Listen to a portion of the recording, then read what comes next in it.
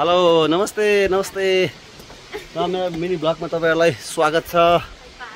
आज चाहिँ हाम्रो ओमु हंगाम चन्द्रबहादुर हंगामको जेठी सुपुत्री अनि कल्पना हंगाम चन्द्रबहादुर हंगामको साइली सुपुत्री। यता चाहिँ हाम्रो दुर्गा कुमारी राई मेरो प्रिय मिसेस, उहाँको घर चाहिँ अहिले यहाँ उहाँको माइत घर चाहिँ खोटाङ हो। खोटाङको सुङदेल भन्ने ठाउँमा अहिले उहाँ युकेमा बस्नुहुन्छ।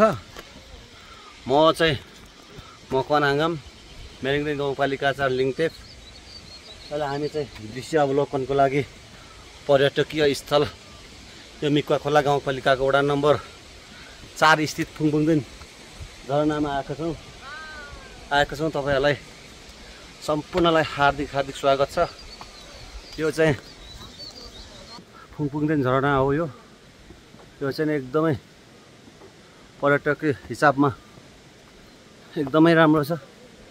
यहाँ घुम्न आउनुहोला सबैजना। तपाईहरुलाई चाहिँ यहाँ एकदमै धेरै स्वागत छ। घुम्नला आउनुहोला, तीर्थस्थल पनि हो।